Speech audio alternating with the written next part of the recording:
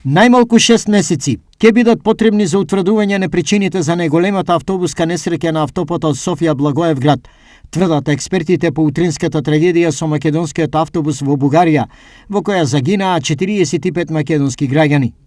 Од рано утринава стручни екипи од Бугарија и Македонија вршат увид на местото на страотната несреќа и ги анализираат трагите од движењето на автобусот.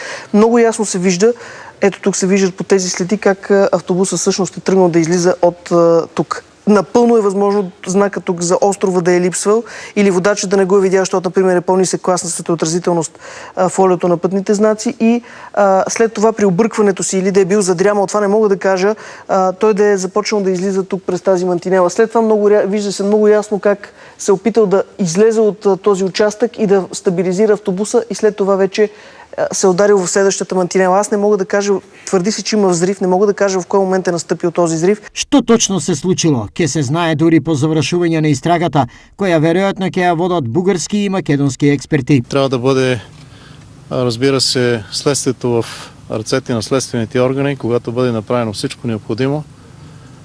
Ще може да се коментира и за причината, вероятната, какво се е случило, но нека да оставим следващите органи да се свършат работата и тогава да коментираме тази част. Во несреќата која се случи околу 2 часот утринава, на лице место загинаа 46 патници, од кои 12 деца. Телата на сите нив биле изгорени до степен на јагленисување. Картината е ужасяваща. И не всеки може да издържи на тази картина.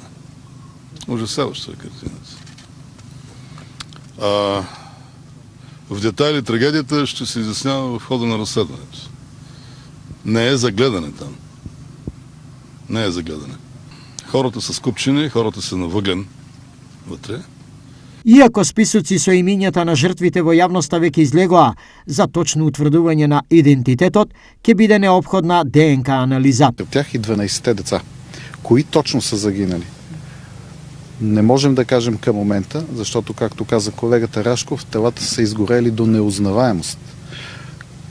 Насам към местопроизшествието пътува екип съдебни лекари и биолози, които ще вземат биологичен материал, ДНК материал от всяко едно тяло, за да можем да идентифицираме чрез ДНК анализ самоличността на всички жертви. Од вкупно 52 патници во автобусот кој од Истанбул се враќал кон Скопје, несреќата ја преживеја само 7 кои се сместени во болница во Софија. Всичките 7 човека са приети. Травмите не са тежки, стабилно състояние са, няма опасност за живота им.